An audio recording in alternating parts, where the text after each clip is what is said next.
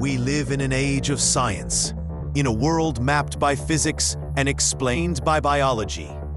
The universe, we are told, is a closed system, a magnificent clockwork of cause and effect, governed by immutable natural laws. In such a world, the concept of a miracle can seem like a relic from a superstitious past, a pre-scientific attempt to explain what we do not yet understand. And yet, the claims persist. A statue weeps in a small village church. The body of a saint, dead for centuries, is found perfectly incorrupt.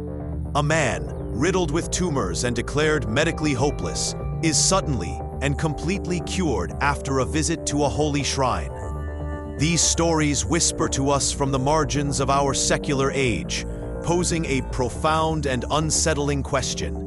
In a world that can split the atom and map the human genome, is there still room for the finger of God to intervene, to write a new, unexpected line in the story of the world?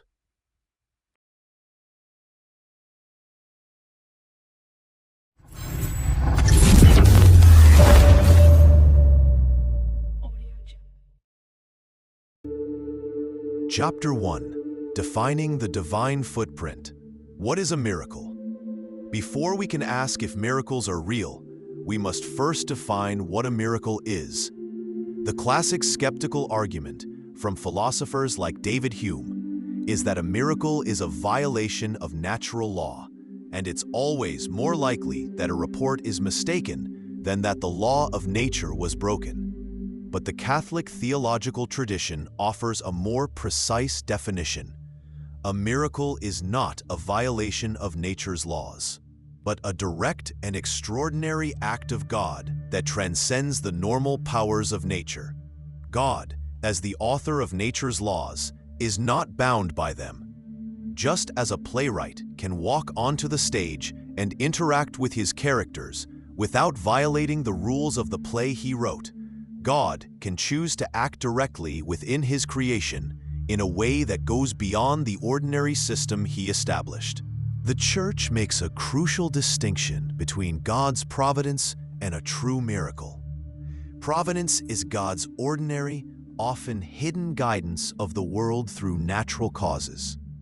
A miracle, on the other hand, is an extraordinary, public, and sensibly perceptible act.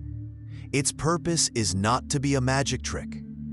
In the language of the Gospels, miracles are signs that point to a deeper reality. They serve to authenticate the truth of God's revelation or to call people to conversion, reminding the world that God is not a distant clockmaker, but a loving Father actively involved in the lives of his children. Chapter 2. The Age of Miracles. Has it ceased? Even among Christians, there is disagreement about whether miracles still happen. Many Protestant traditions adhere to a theology called cessationism, the belief that the spectacular supernatural gifts, like miracles of healing, ceased with the death of the last apostle. In this view, their purpose was to authenticate the New Testament, and once the Bible was complete, they were no longer necessary. The Catholic Church, by contrast, has always taught that the age of miracles has never ceased.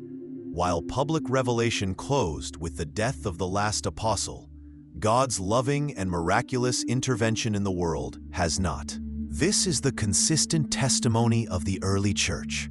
The great intellectual, Saint Augustine, admitted that he once thought miracles had become rare, but he was so overwhelmed by the evidence of verifiable healings occurring at the shrines in his own diocese that he dedicated a chapter of his work, The City of God, to documenting them. For the early church, the age of miracles wasn't over. They were living in it. Chapter 3. The Vatican's Investigation. Faith Meets Science. Given this belief in ongoing miracles, one might assume the Catholic Church is gullible. The reality is the opposite. No institution has a more rigorous and skeptical process for investigating claims of the miraculous. This is most clearly seen in the causes for the canonization of saints. which usually require at least one authenticated miracle.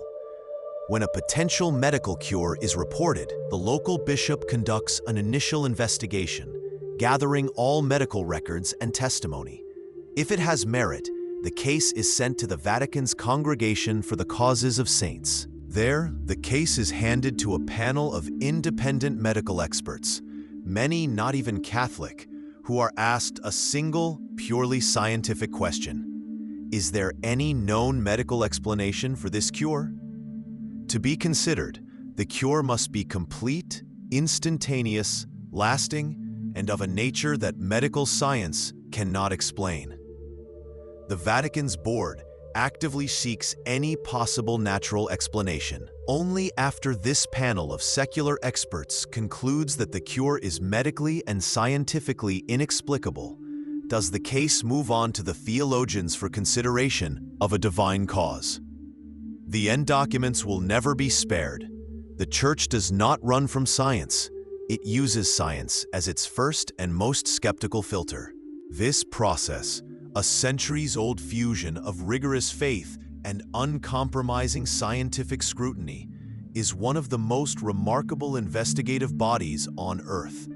It is designed to filter out the explainable, the fraudulent, and the misunderstood, leaving only a small handful of cases that defy all natural explanation. So what are these cases? What happens when a modern medical miracle, thoroughly documented and vetted by science, is declared officially inexplicable?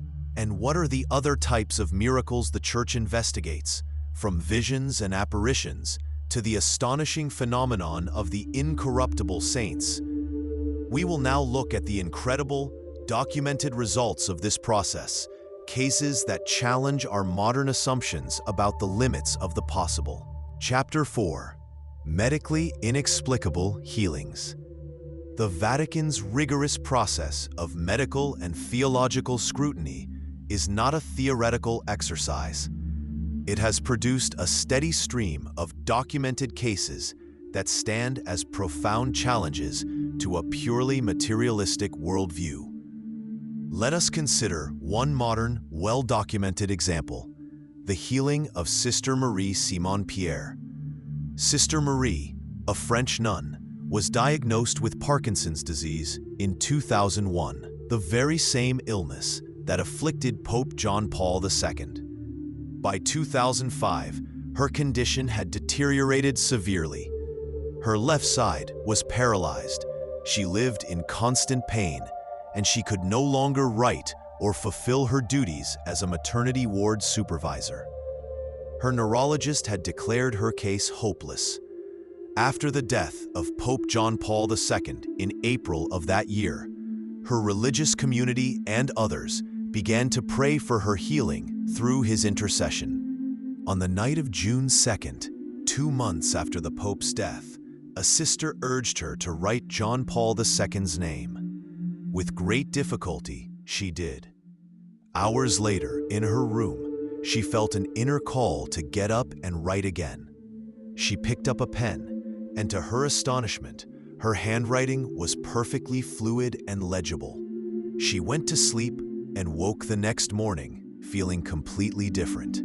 All the trembling was gone, the stiffness had vanished, and her body was no longer in pain. She was inexplicably cured. Her local bishop initiated an investigation, and her case was eventually sent to the Vatican. Her entire medical file, every doctor's visit, every brain scan, every prescription, was turned over to the Vatican's medical board. After 10 months of intense study, this board of independent secular experts concluded that her cure was sudden, complete, lasting, and that there was absolutely no scientific or medical explanation for her recovery. It was this verified miracle that fulfilled the final requirement for the beatification of Pope John Paul II. This is not a story from a distant, pre-scientific age. It is a modern case of a healing that was vetted by the highest standards of medical science and was found to be utterly inexplicable. Chapter 5: Apparitions and Public Signs. Beyond individual healings, the Church also cautiously investigates claims of private revelation, such as Marian apparitions. While Catholics are not required to believe in these events, the Church, after intense investigation, can approve them as worthy of belief. The most famous and dramatic of these approved apparitions occurred in Fatima, Portugal, in 1917. 3 young shepherd children reported seeing a series of apparitions of the Virgin Mary, who delivered a message calling for prayer and repentance for the salvation of the world. As a sign of the apparition's authenticity, Mary promised that on her final appearance, October 13th, God would perform a great public miracle so that all might believe. On that day, an estimated 70,000 people gathered in the field at Fatima.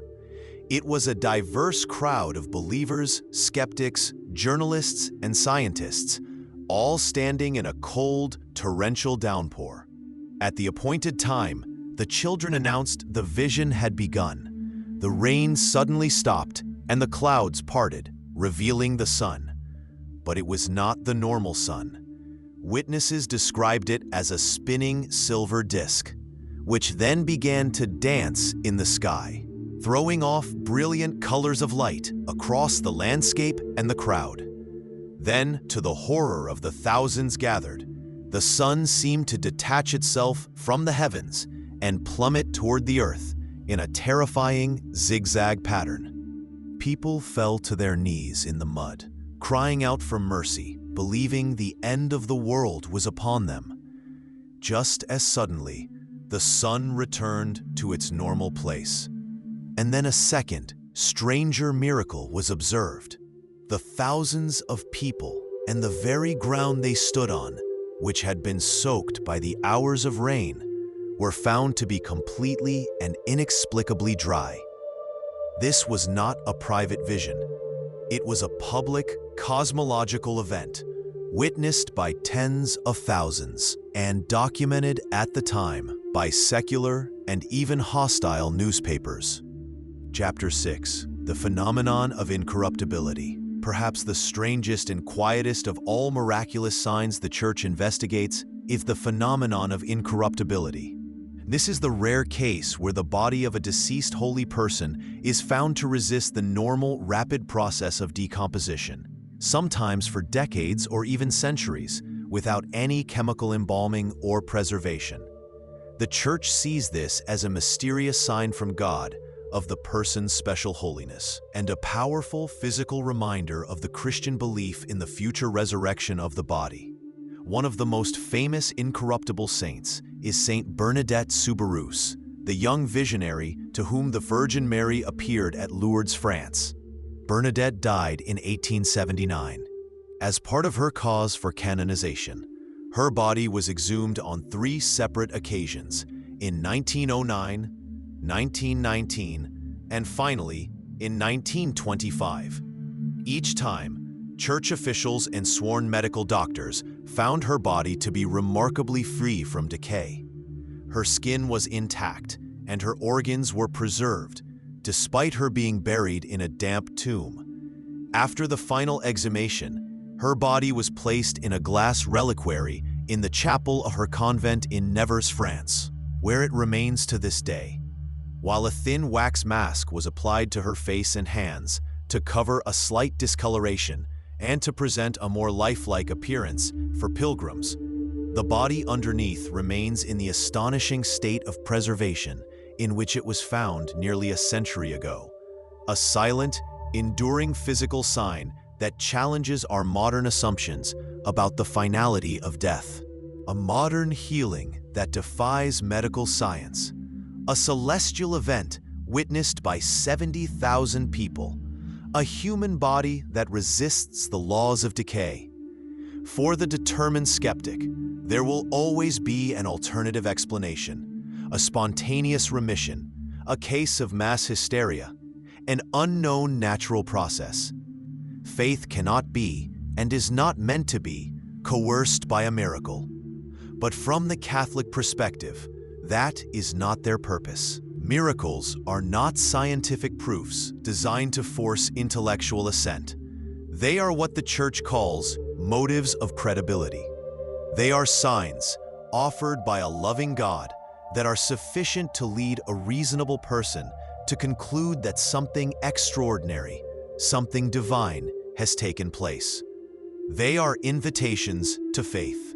These phenomena suggest that the material world we can see and measure is not the only reality. They are glimpses through the veil, moments when heaven breaks through into our world to remind us that we are not alone, that God is real, and that the story He is telling is far grander and more mysterious than our modern science can ever fully comprehend.